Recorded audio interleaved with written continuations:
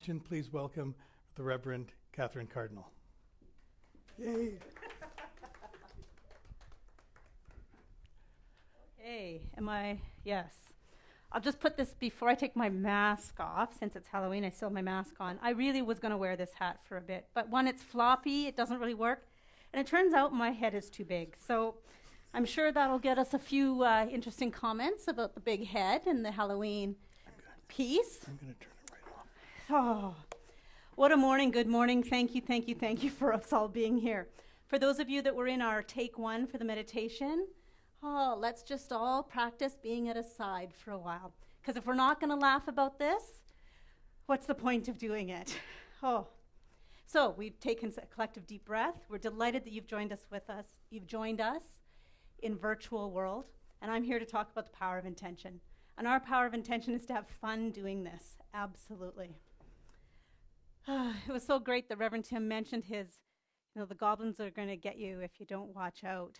And I was going to reference that as well today, because he really talked about the ability of our right thinking, what we get from our thinking. Right thinking, do we think about fear and get goblins, or do we think about things that we'd like to create and get those things in our life? So before we tick into that a little bit more, let's think about Halloween. Happy Halloween. It is Halloween today. And where did Halloween come from?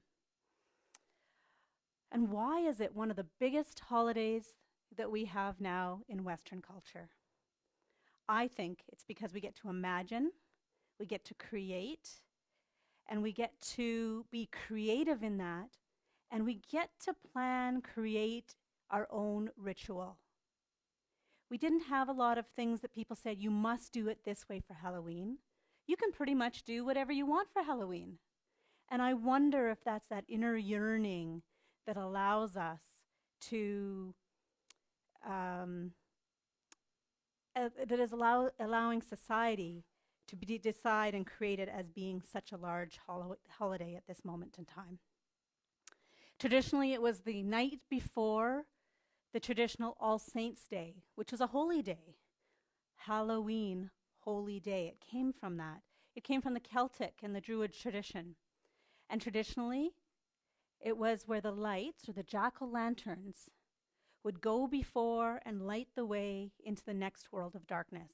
It comes at the time of year when our days are getting shorter. We're coming into a cocooning place. And it was said that it could be close to a liminal time between this world and the other. And we would give food to the spirits, hence the candy at the doors. We would give food to the spirits so that they wouldn't take us away. And we would dress up so that the spirits that kind of were coming back and forth for the day would not take us with them back to the other world. There's a whole lot more, and it's interesting. And one of the things I found, and I was going to print off this morning, but since we've been playing with technology this morning, I forgot to do that. So I won't remember the year, but apparently the term trick or treat was originated in Lethbridge, Alberta. I don't know how, where that came about, but it said that term of trick and treat, so I haven't been able to resource it, but that's from the Canadian Encyclopedia of Interesting Facts. So you can kind of think, like, how did we get that in Lethbridge, Alberta, in the 1920s? I do remember that. So let's celebrate Halloween and the goblins that are causing us challenges today, and what do we want to do with the goblins? So Reverend Tim talked about the goblins will get us if we don't watch out.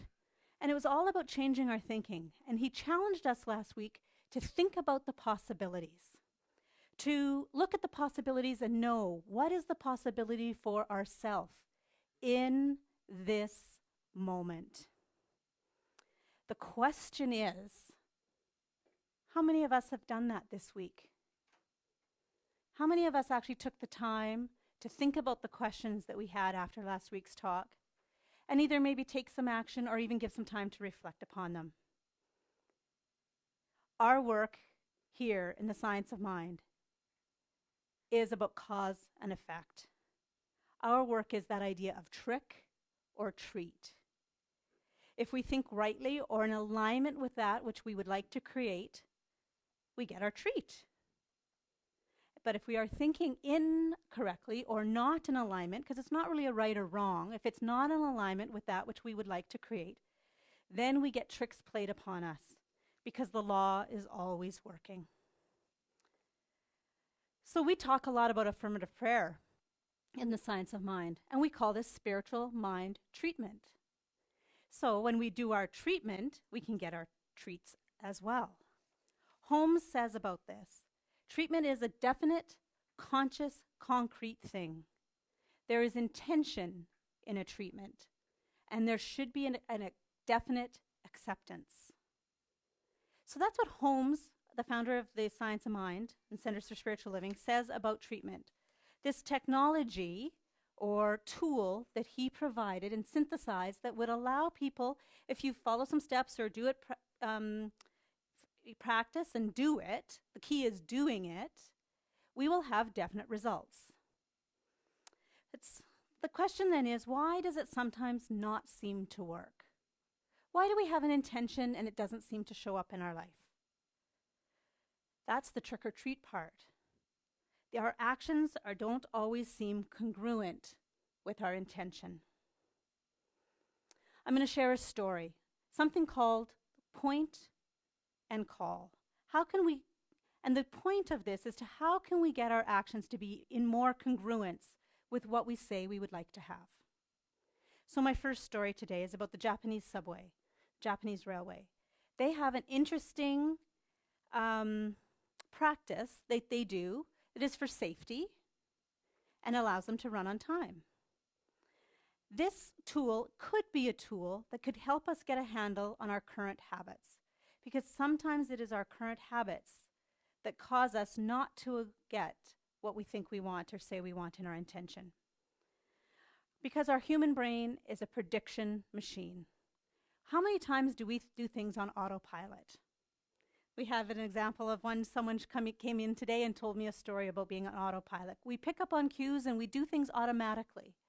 So we probably created a few things this morning automatically that caused us a bit of a challenge. We do so much in our life without actually consciously thinking about it. I bet we could all think of 2 or 3 things we did this morning without consciously thinking about it. And then there's all the things that are part of our body, like our heart pumps, we breathe, our hair grows. We don't think about any of those things. They just happen. So, how do we get to be aware of our behavior in order to create a new practice or habit or behavior that will bring us more into alignment with what we say we want?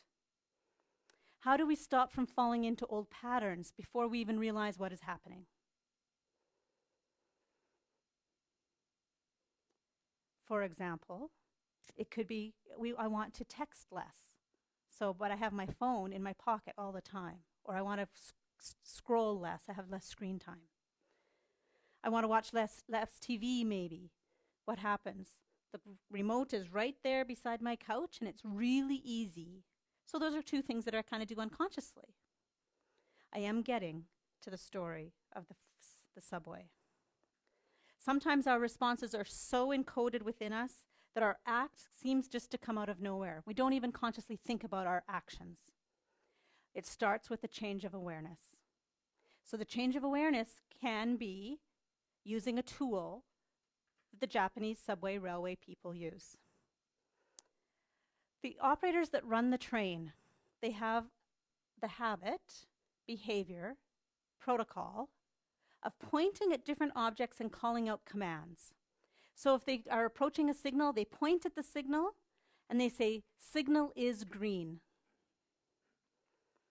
If they look at their speedometer, they point at the speedometer and they say, "Speed is X."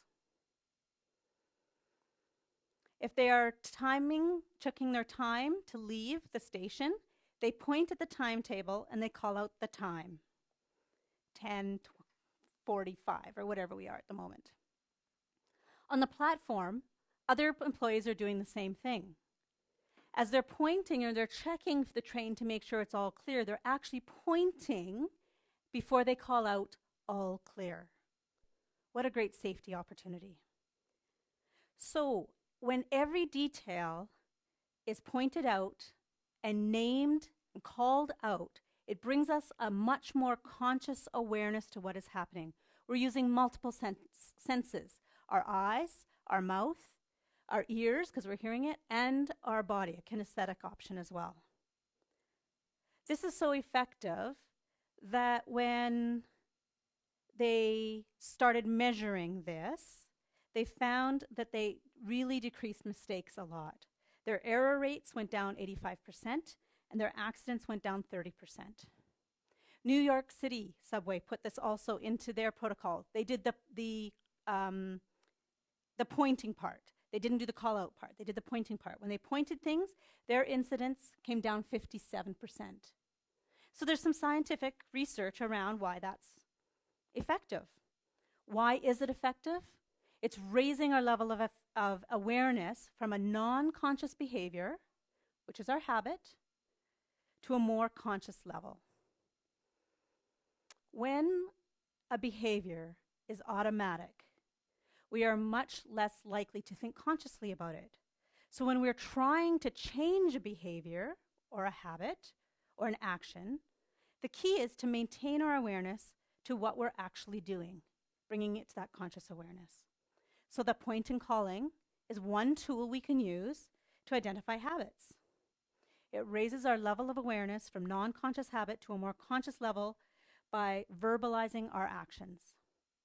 Now, I've done something similar to this, and I didn't know that that's what it was doing, and people, when they drive with me, think it's a bit funny, but if I see somebody doing something a bit odd, I actually point with my finger, and I say, I think you need to stop, or slow down, or whatever. And it's usually when it's a heightened, when I'm a little bit nervous, so I think there's going to be an incident.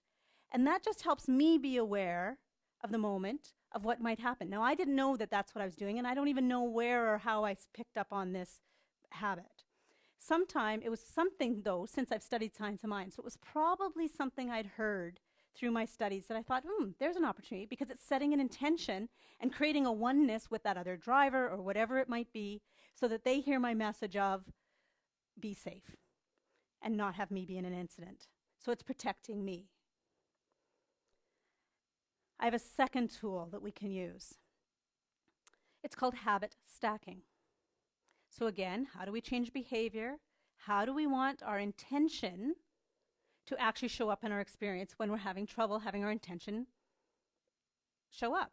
Because we need to do some action.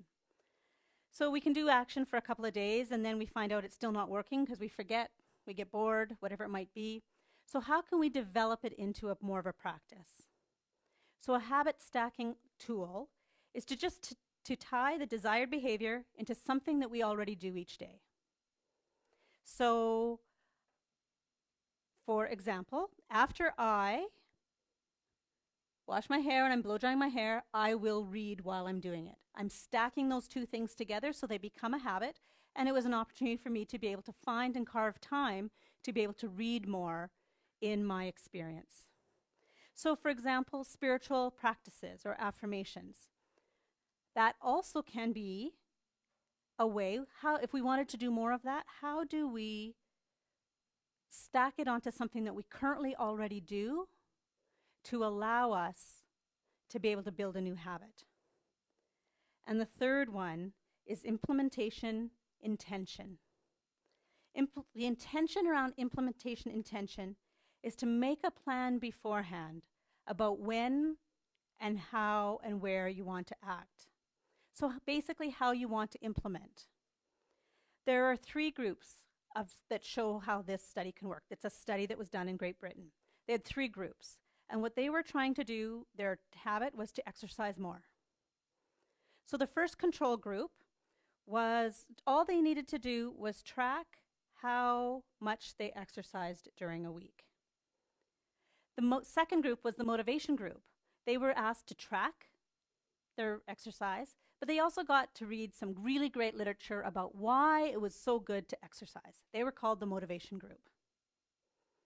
This is key because sometimes Sunday morning service might be like the motivation piece. The third group tracked their exercise, got to read the same motivational material, but they were asked to make a plan for when and where they would exercise in the following week. So, for example, it was during the next week, I will participate in at least 20 minutes of vigorous exercise on day time, place. On Monday at 6:30 at the mall going for a walk. Interestingly enough, that third group, well, let's start with the first and second group. The first and second group had 30 to 38% more exercise in their 2 weeks of the study. The third group, 91% of the group exercised at least once that week. Now, it seems kind of really maybe basic and obvious, but, and we may do it in our work worlds, like we put things into our calendar, but how often do we do that when we're trying to change a behavior? We say, I want to do this, I want to do that, but we don't actually necessarily take the action. So for example, we could be doing, I will meditate for 1 minute every morning, starting tomorrow, in my kitchen or my living room. So we start tomorrow, then the next day you state that intention again. It increases our chances of creating and sustaining a new behavior. Because we talk a lot about changing our thinking, which is very important. We change our thinking, we do our treatment. We also talk about moving your feet. Treat and move your feet. The feet is doing the action. And it's that repetition to allow us to create the world that we would like to have. So I think a new behavior is a little bit like the dawning of a new day. I was up very early yesterday morning and it was dark. And I happened to watch it get a little bit brighter, a little bit brighter, a little bit brighter.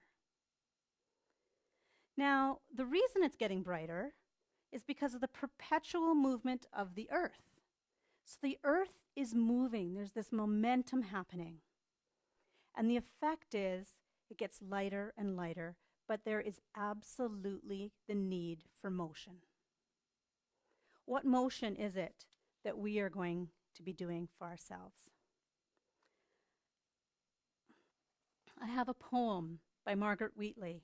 I had mentioned in a previous talk that I wanted to read from some Margaret Wheatley materials, and I happened to be able to do that this week. So this poem is called Stars. In places where air still offers clarity, stars sing a siren song from space in the bright night. Lying on soft earth, carried into sky by longing, humans respond to stars with questions. Why is the universe so vast? Why are we so small? Call and response throughout the night. My whole life I have sent these questions into space and listened for response. Then sky wakens and star song fades. Humans forget mystery and get on with living, but the stars keep calling. No response. Why is it that we call to stars with science and insignificance? On the next bright night, find the clear air and ask again. Humans, ask again. Who are we? What is our place in mystery? Perhaps you will hear what I have heard, a song of inner radiance. For the stars are calling, saying we must turn to one another and see, finally see the stars everywhere. It's an opportunity to take a moment and think about what it is that we would like to reclaim for ourselves. What is that possibility for our life that we want to have, be, claim? So I had the opportunity to go back and look and view some of my talks from this year. And I noticed that I talked a lot about being busy, time crunch. And it's been like that seemingly for 2 years. So I've changed my question slightly based on the reading this week. Margaret Wheatley had a question, a conversation starter in the book that says, or asks, am I willing to reclaim time to think? Am I willing to reclaim time to think? And that made me think. Rumi said, sit down and be quiet. You are drunk And this is the edge of the roof. So without time to think, we're losing out on that possibility of living a full human life. And that idea of possibilities that Reverend Tim talked about last week. So thinking isn't necessarily an inaction, because there is something that we discover that we might work at. And when we get excited in our thinking and we discover something that we think will work, then though we must act. So then we have that idea, it's how do we make that new action come into play? So we can be excited and there won't be any hesitation to get started. So we want to treat and act to create the new behavior or habits to support the action and the intention. And the result is our physical treat, the manifestation in our own world.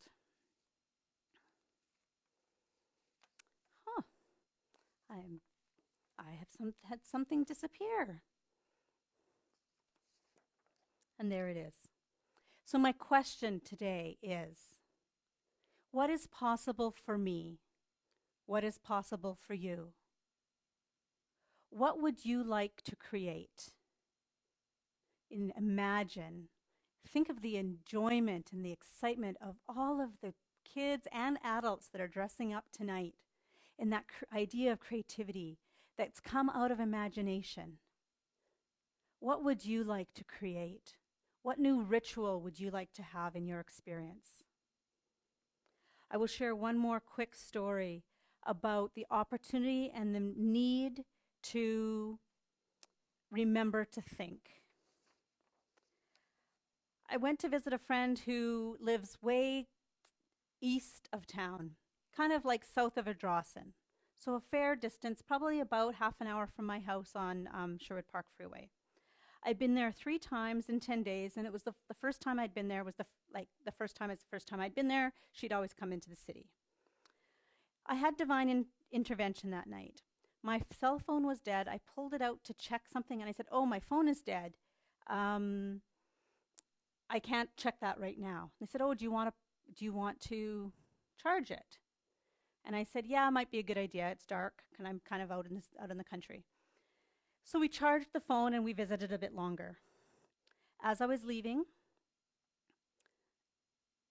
I somehow got turned around.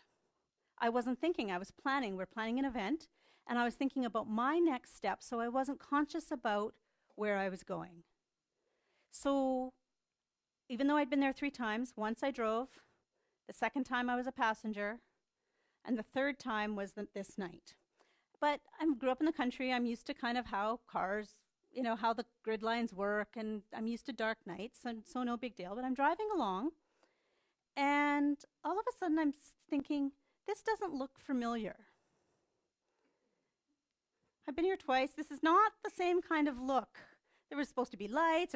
Y road becomes like it's 2 lanes. Oh well, if I just turn right or whatever. Something else didn't seem to be right. I come to a dead-end road, no ending. So I stop, and I was so grateful we had charged my phone. So I looked at my phone, and it said, "Oh, okay, you should just do this and this," and I made my turns, and I started driving again. Intuition was still telling me something wasn't right. So I stopped again. Now this time, do you know how your phones, when you do Google Maps, it'll give you the car option, the bus option, the walking option, and the bike option? Well, this time it said I was an hour and a half from Edmonton. And I'm thinking, I've been driving for a bit, but I don't think I've been driving that long. But maybe I've had a time and space moment. It was also one of those evenings that there was a little bit of cloud, just a lot, like on the top part of the road. It kind of was a perfect Halloween night. And that thought crossed my mind going, I'm glad tonight's not Halloween, because the tricks and the goblins are gonna get me. We'd had the talk already. So I stopped again and looked at my phone, or I had stopped again, and it said I was an hour and a half from Edmonton. And I'm thinking, how is that possible? It also then, so I had to take some deep breaths, calm myself a little to try to figure things out. And when I turned the time before, I turned the wrong way again, because my phone alternation, I was going east, basically. If I hadn't stopped, I might have been in Saskatchewan. So, and my hour and a half thankfully wasn't actually an hour and a half out of the city. I was on my bike. I was on the bike option. It said I would have been an hour and a half on my bike. So then I was like, okay, 40 minutes out. I'm not that far. I haven't gone that far out of my range. But isn't it interesting how quickly, when we're not paying attention to something consciously, we can get ourselves all discombobulated? Right? How do we get out of that? We need to take a deep breath, remember our practice, and be grounded. So my point of this story is we need to be conscious about our actions. I'd only been there 3 times. I was overconfident. I took a left. After driving another 10, 15 minutes, I saw where I came out of her driveway, where I turned the wrong way, and then at least I knew where I was, and I came back. So the questions again, what is possible for you today? What are the possibilities that you thought about during Reverend Tim's talk last week? What moments of inspiration did you have about what you would like to create? And now, what action are you going to take? What action are you going to take consciously? And what action has been happening unconsciously to allow us to get to this point? We teach tools here to be able, at the Center for Spiritual Living, Edmonton-Metro, we teach tools and spiritual tools to be able to use spiritual laws to create the life that we envision and the life that we would like to have. For all of us, the opportunity is to say yes. So each of us get to think about that tonight as we're handing out candies. Are we saying yes? When we hear trick or treat, let's choose treat. Happy Halloween.